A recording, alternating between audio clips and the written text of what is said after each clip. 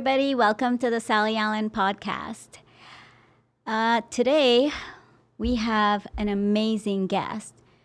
I use this podcast as a platform for people to share their stories of resilience. And the story we'll be hearing today, I don't have words to explain. The question of the podcast today is, how does the mom who's lost a 12-year-old live resiliently? And I want to introduce our guest, Sue Smith. She's the mother of Jonny, who was killed walking home from school at age 12. I'm just getting goosebumps reading this introduction. But because of that, Sue decided that she was going to give her son's name a meaning and live resiliently. And the things she do now to advocate for her son, I am sure he is smiling down at her from heaven. So, Sue, share your story with us. Well, Sally, on March 25th of 2019, my 12-year-old son was walking home from school with his friends, and they crossed just short of the crosswalk. They stopped on the median. 2 cars stopped to wave them to go. And him and a friend went, and a third car came in the third lane, going 67 and a 35, saw them leave the median but couldn't stop in time, and hit and killed my son and injured his friend. And that was the start of the worst day of my life. Mm-hmm. I can't imagine you going through that. I have to tell you, 2 nights ago, and this doesn't even compare. My son's driving down the highway, and his front tire literally buckled, and the axle fell out. And there he was, pumping his brakes, and as he tells us the story of basically fighting for his life, I had nightmares over nightmares over nightmares. So it doesn't compare. I can't even imagine. What's a parent's greatest fear? Yeah. Once you become a parent, that becomes your greatest fear, is that your child will not survive you. You'll outlive your child. Yeah. And that's not the natural order of things. No, it's not. So tell us, Sue, after Jonny passed, how did you get over that? Well, it's not something you ever get over. Getting through is probably a more accurate a way to describe it. I took a leave of absence from work. I spent a lot of time not showering, not getting dressed, on the couch, TV on, not really watching. I was angry. I was filled with rage at the person who hit him. I was very depressed. I was trying to figure out how I could end my life in the least painful way for myself. I also have 2 daughters, and they were the reason that I lived. The first thing I thought of when I woke up for a very long time was I lost my son all over again. You wake up and you're kind of peaceful and dreaming, and then it hits you that your son is gone, that my son was gone. So every morning for a very long time, I woke up losing my son over and over again, and you hope it's a dream, but it's not. And every night I would spend trying to figure out how I was going to live the rest of my life with that kind of pain in my heart. And I didn't think I could do it. I didn't think at all. I went back to work. I realized that there were a lot of... I went back to work. I felt very hopeless and very... I was in a very dark place. Meanwhile, I got a good therapist. I got put on antidepressants, which I very much needed. I sat in my doctor's office and crying and saying, I want to die. I need help. And there's no shame in it. There's no shame in being weak and admitting that you need help. This is not something you can go through on your own. I couldn't imagine anyone ever going through it on my own. And then I went back to work, and I was surprised at the amount of people at my work that had lost children, and I had no idea. And that was the first spark of hope for me. I think getting through something like this is when you feel so hopeless, something needs to give you just that little kernel of hope. There's hope. Wow, these people live normal lives. They laugh, they smile, they have fun. I had no idea, they're still living.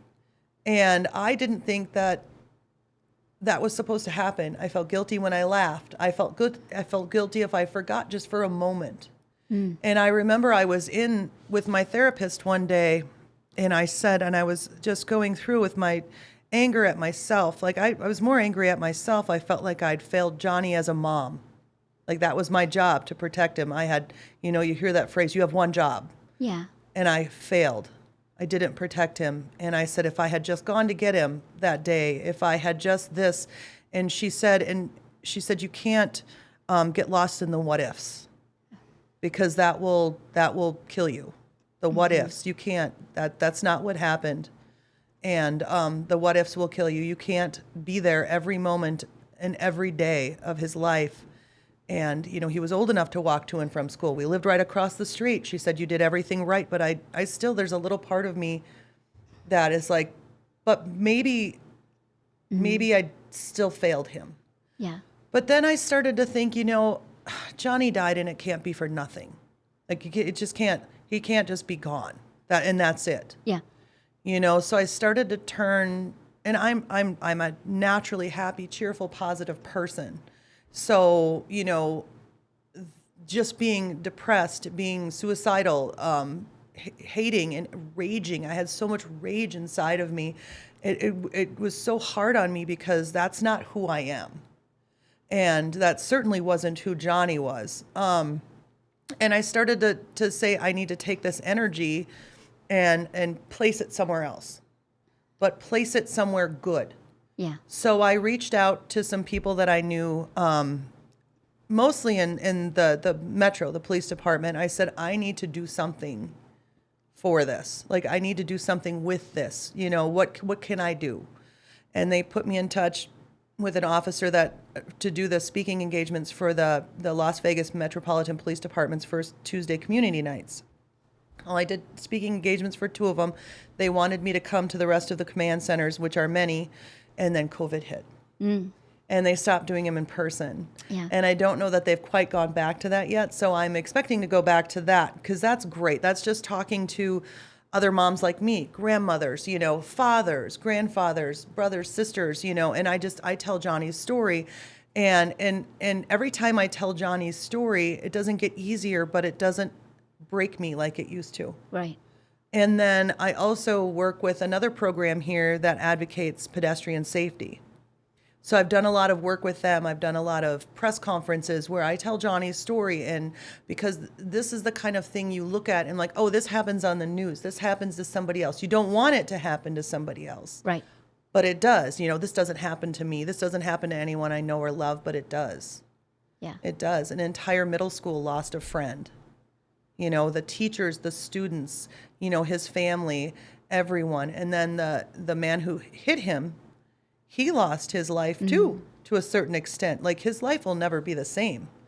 So it destroyed, it doesn't, so once people start seeing it as something that it's not just a headline that they skim past, or, it's a real situation that could happen to real people. So I started channeling all that energy into doing good in Jonny's honor. I donate items off the wish list to the children's hospital here on his birthday every year. I could, and it's just, I think it comes down to making choices.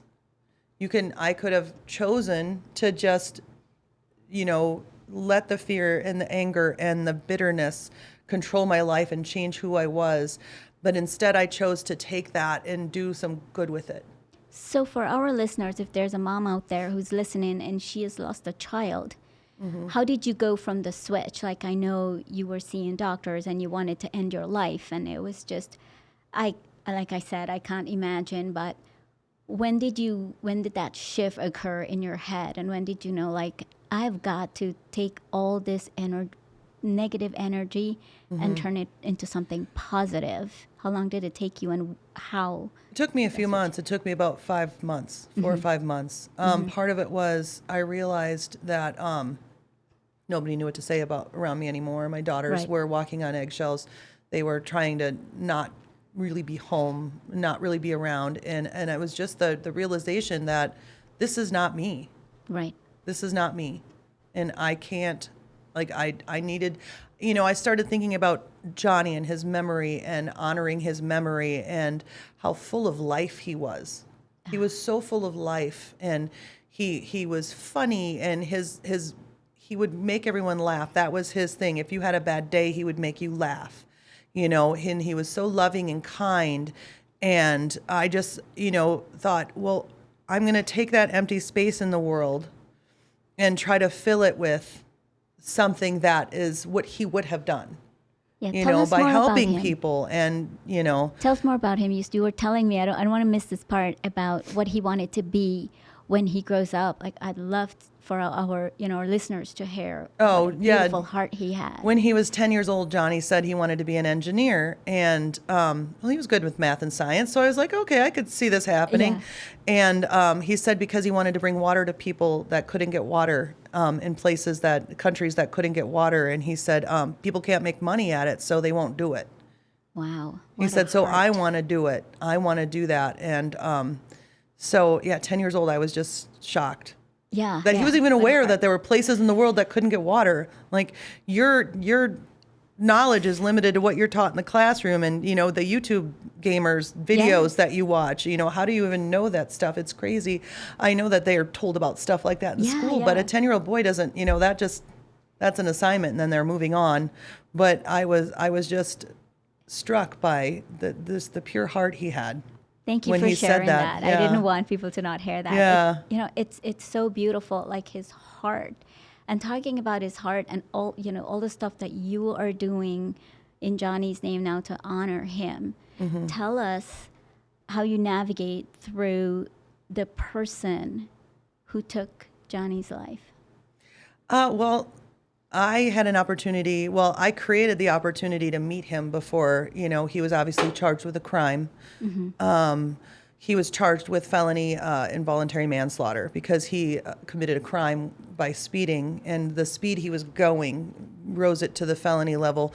And I knew his sentencing was coming up, and it had been 2 years since it had happened. So I had some time to kind of get rid of that rage and that anger and calm down, I guess, is for lack of a better word, And I realized that I couldn't speak to somebody's fate or their judgment without even knowing them. Mm. I had no idea. I knew his name from the newspapers.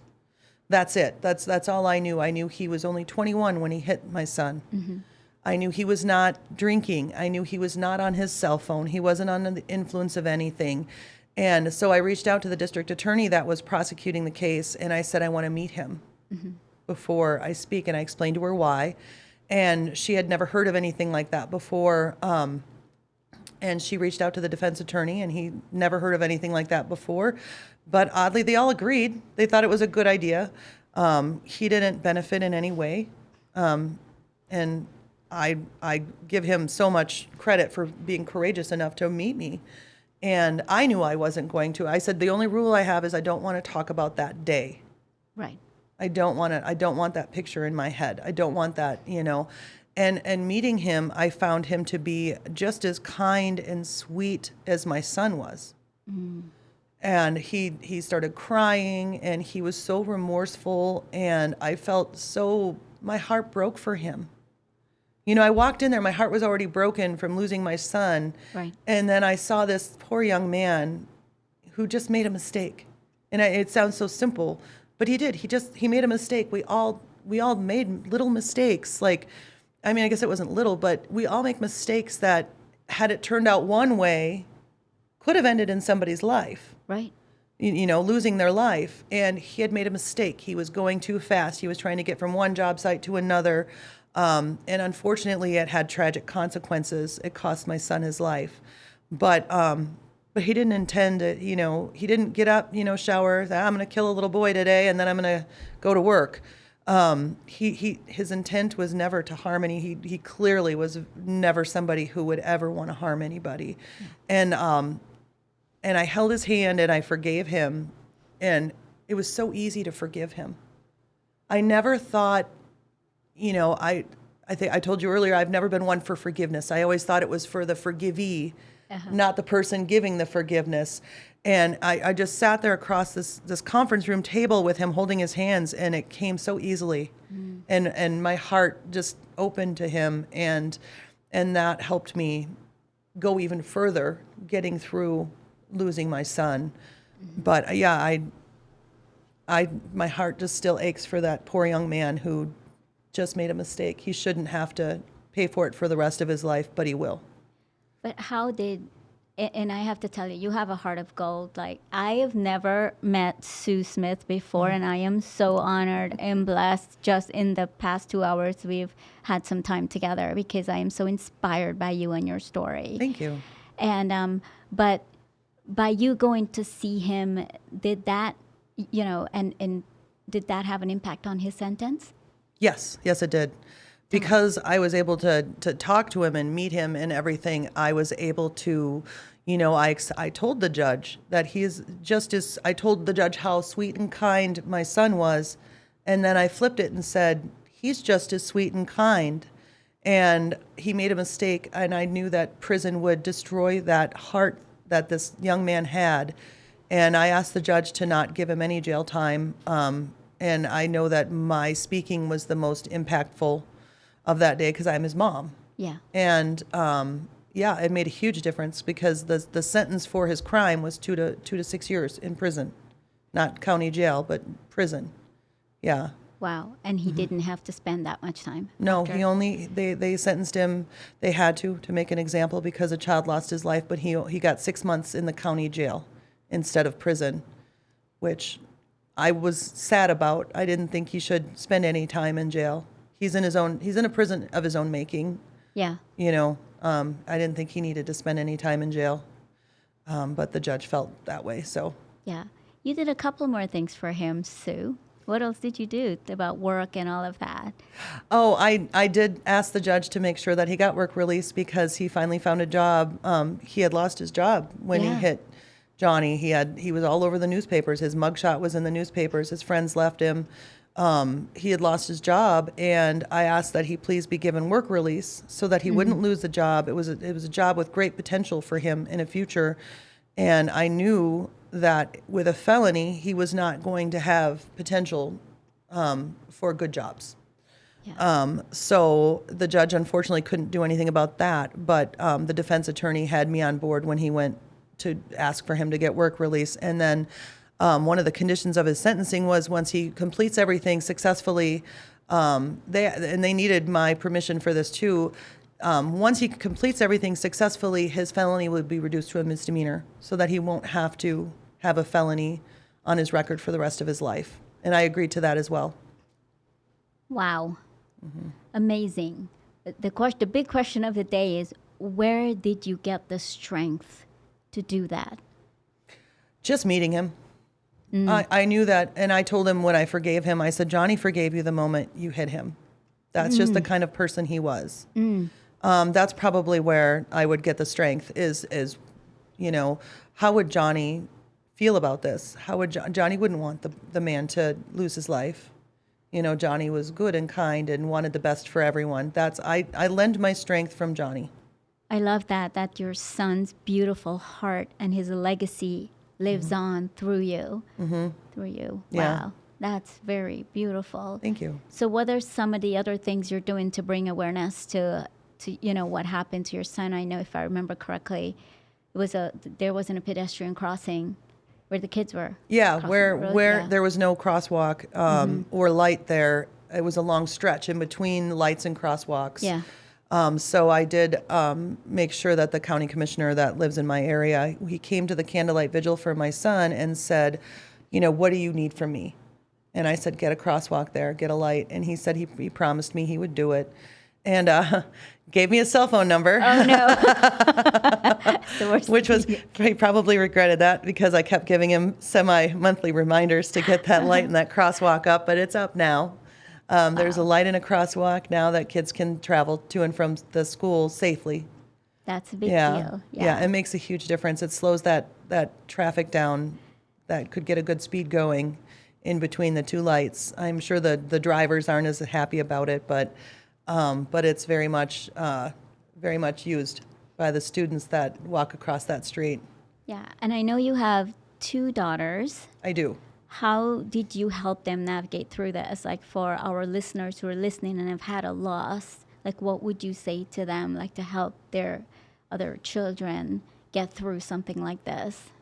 Well, anyone who has more than one child knows that all the kids are different. Yeah. You know, they all have their own unique personalities. Whereas my oldest daughter, she would talk to me about it. She would talk to me about how she was feeling. She was actually really proactive about, she wanted information. And I didn't have all of it because I didn't want it. I learned the extent of Jonny's injuries in part on the day that he was hit.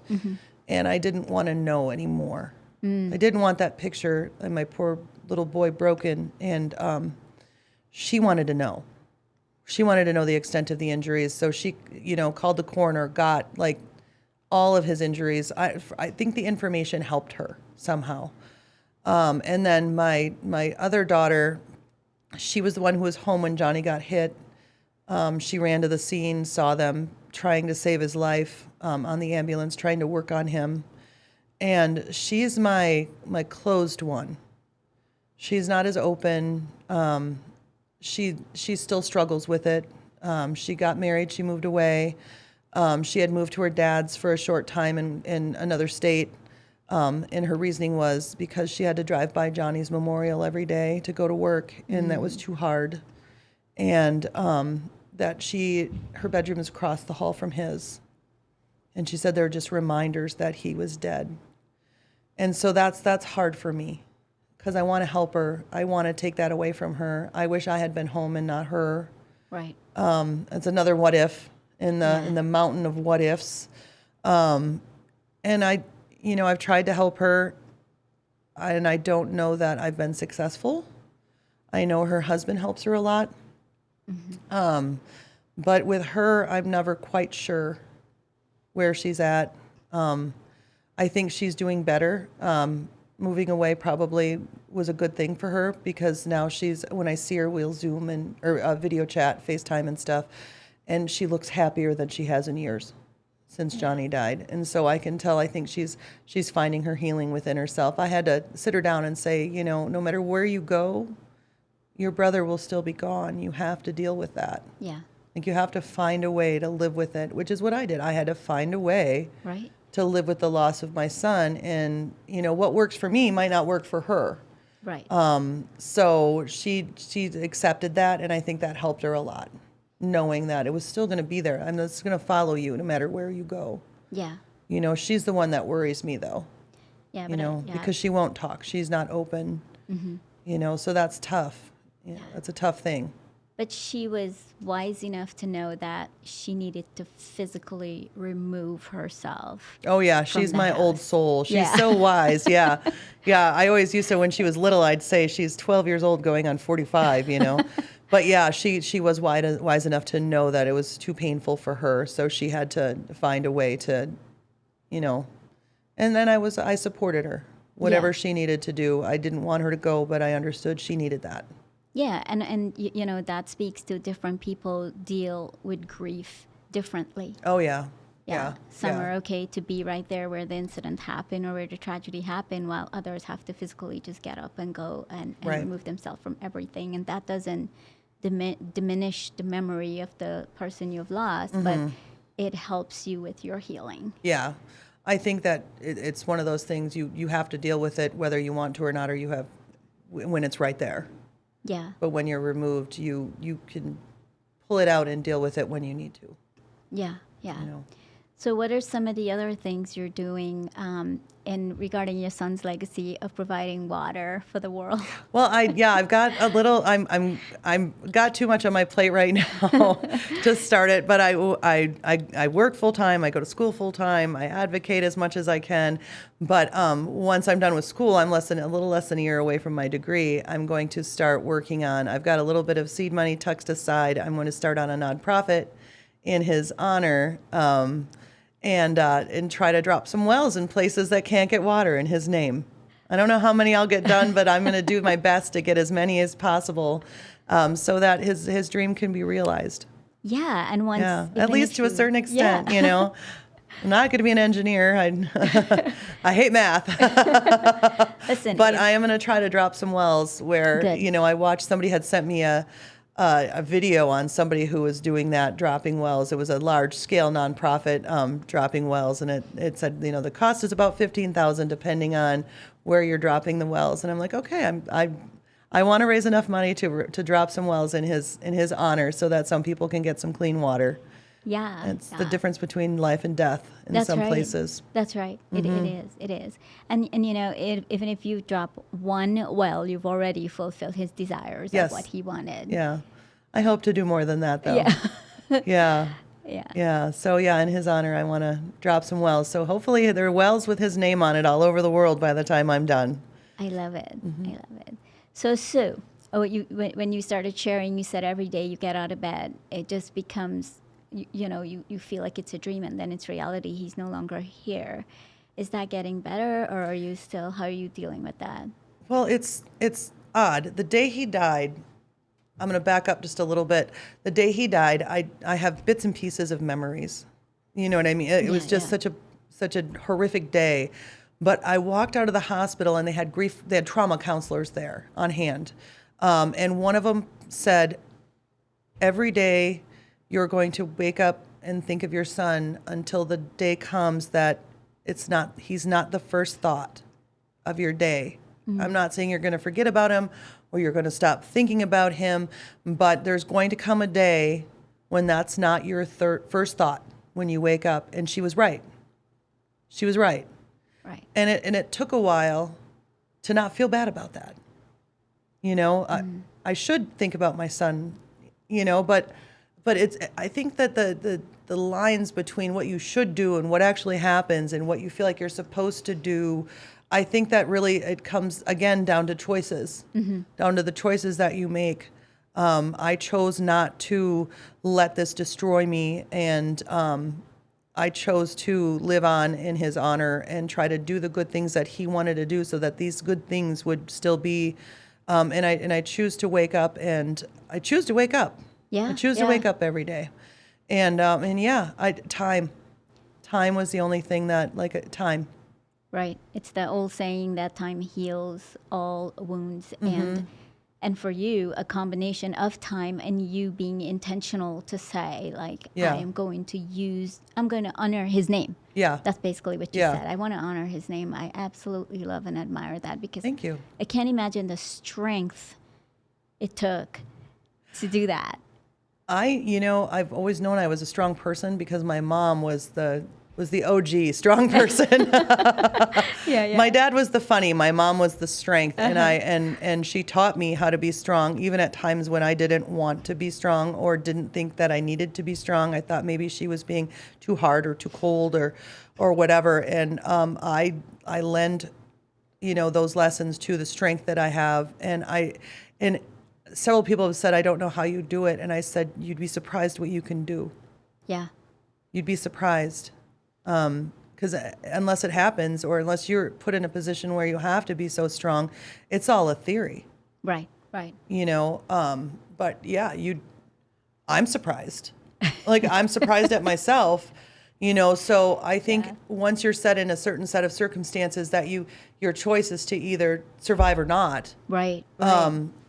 I think a lot of people would be surprised at the strength that they can pull out of themselves. And I've lent strength from my friends, the people that I love, that love me, that have been there for me, my family, my kids, I borrow strength. Mm-hmm. I borrow strength from, my parents, they're both gone. And I borrow strength from Jonny. Yeah. You pull from various sources if you have to. Yeah. But yeah, I think people would be surprised what they could do when they have to. When you have to. Yeah. Yeah. Did you think that when you were first going through this, the first few months, that you blocked people out and you didn't want to talk to anybody and you're like... Oh, absolutely. Yeah.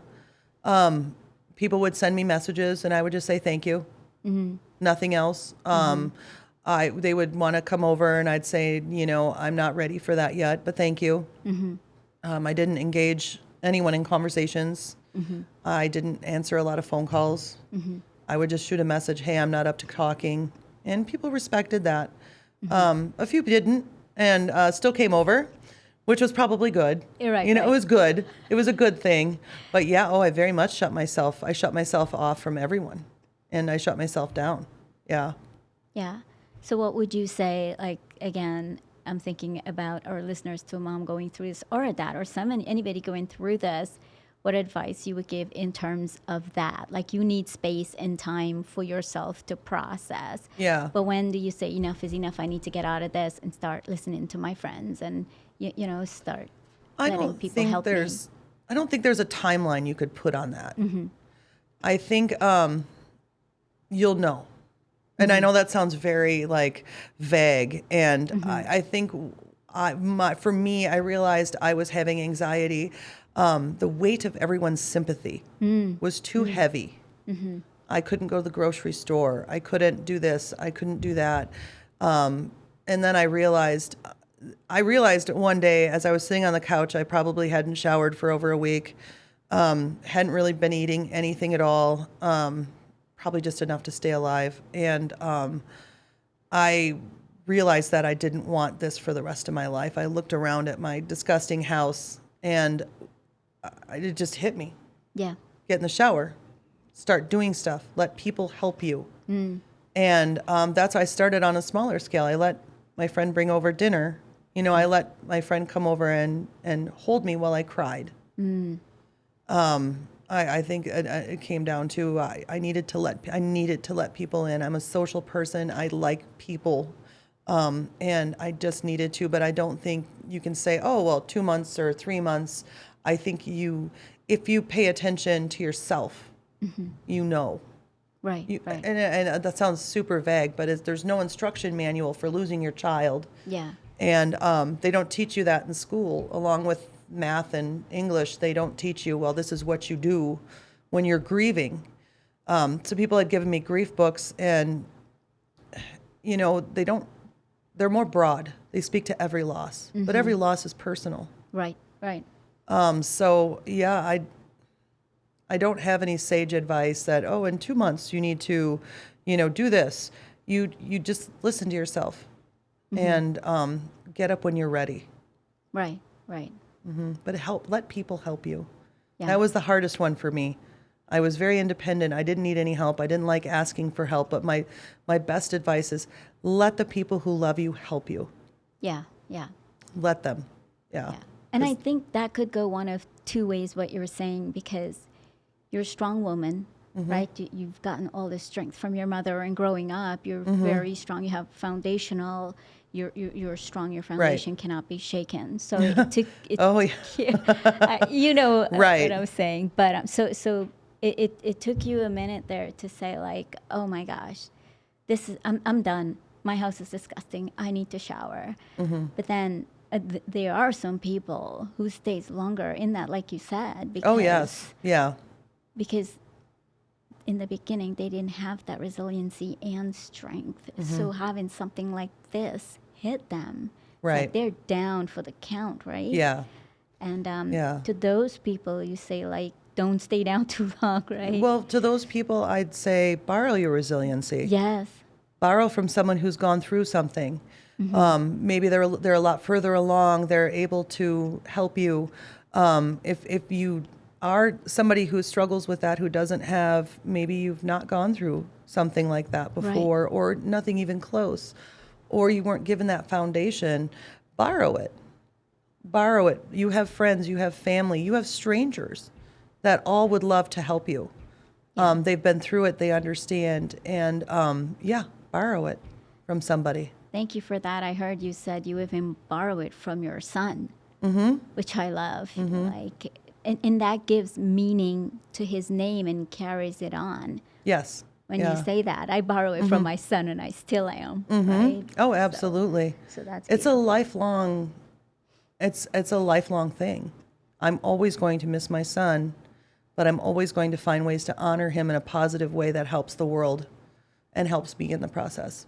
Yeah. So when I first asked you to be on this podcast, you had injured your ankle. Yes. I want to talk a little bit about that, because what it talks about when you share that story is that it speaks about your mental resiliency right now and where you're at. Like, you're not afraid. No. Share some of the things you're doing because Oh my you're gosh. not afraid. So I was share. a big old scaredy cat before Johnny died. I was afraid of heights. I was afraid of going in the ocean past my knees because a shark, in my mind, the ocean is just teeming with sharks who are hungry for me. And I had all these fears of death, like things that could kill me. Oh my gosh, I can't do that. I could get hurt, And since Johnny died, I lost that fear because I have someone waiting for me on the other side.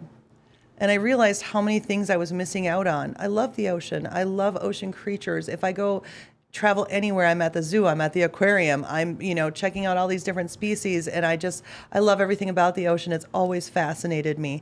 And so since I lost my fear, I decided, and COVID canceling a trip to Germany that I had planned, I had all this extra money saved up, so I decided to get certified as scuba diver.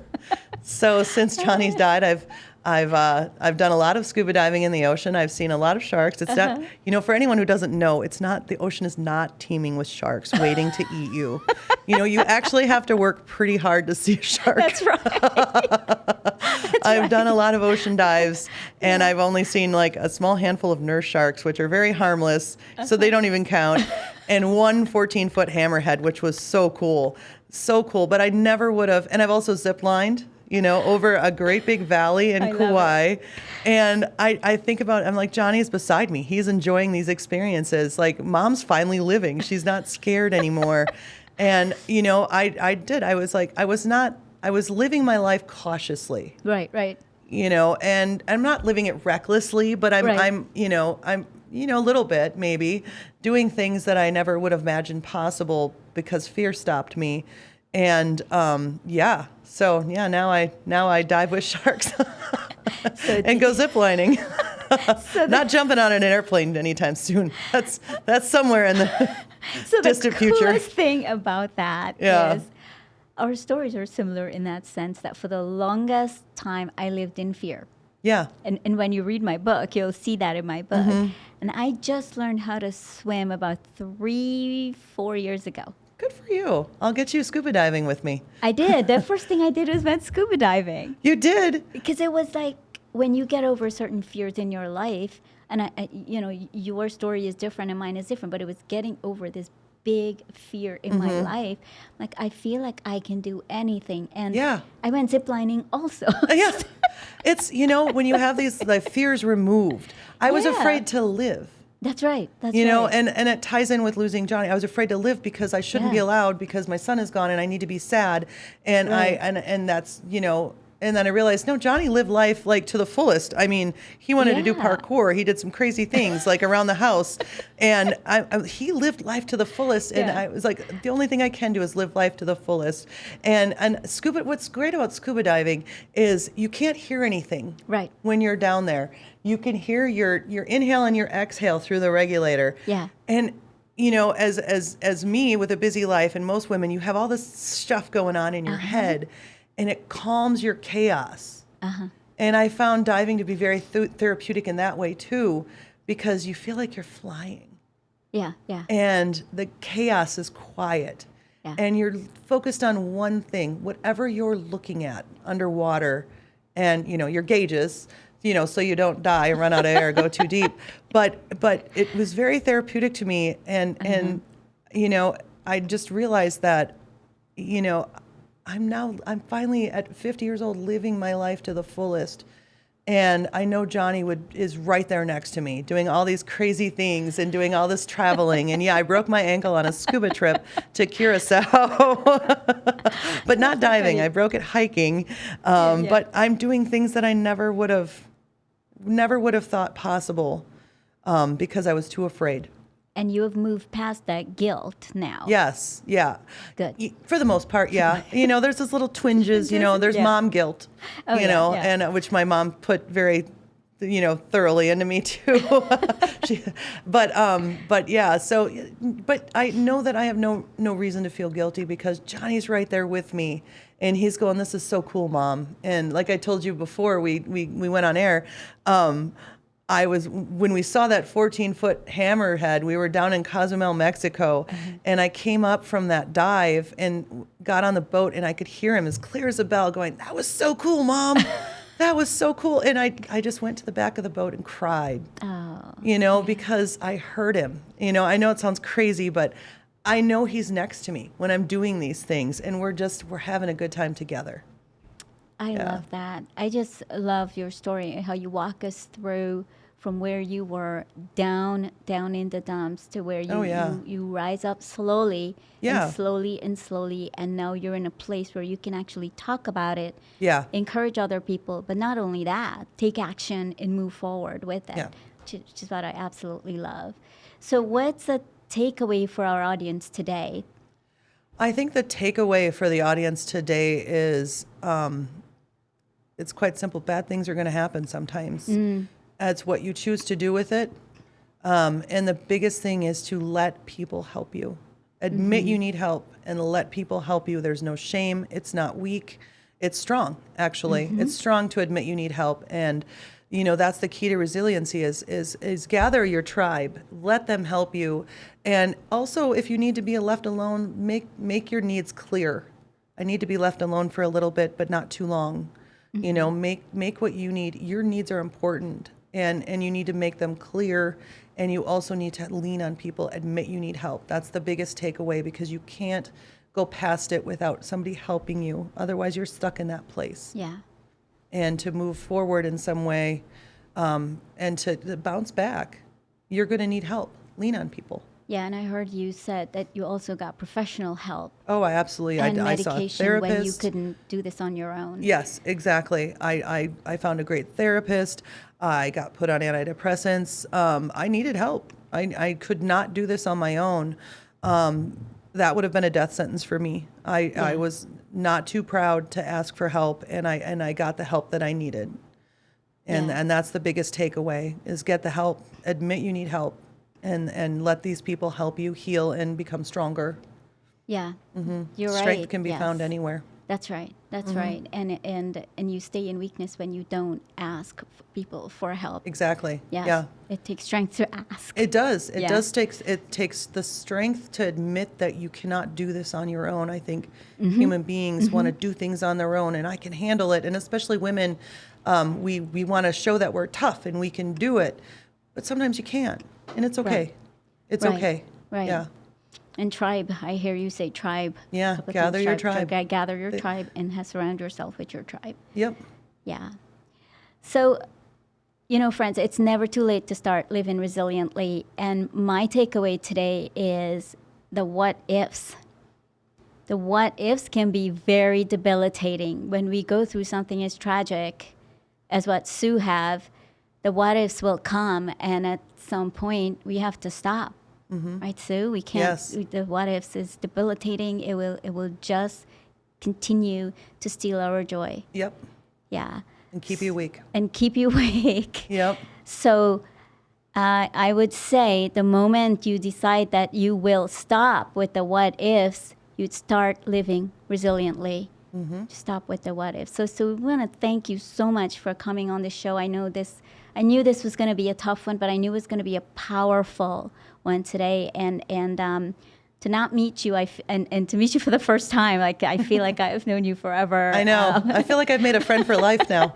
Yeah. So absolutely, thank you so much. I want to thank our listeners also. Much gratitude to you. If you like our show, be sure to review, rate, and share with your friends. And we want to thank our friends at Sticky Pot Studio. We can't do it without them. And remember, friends, it's never too late to start living resiliently.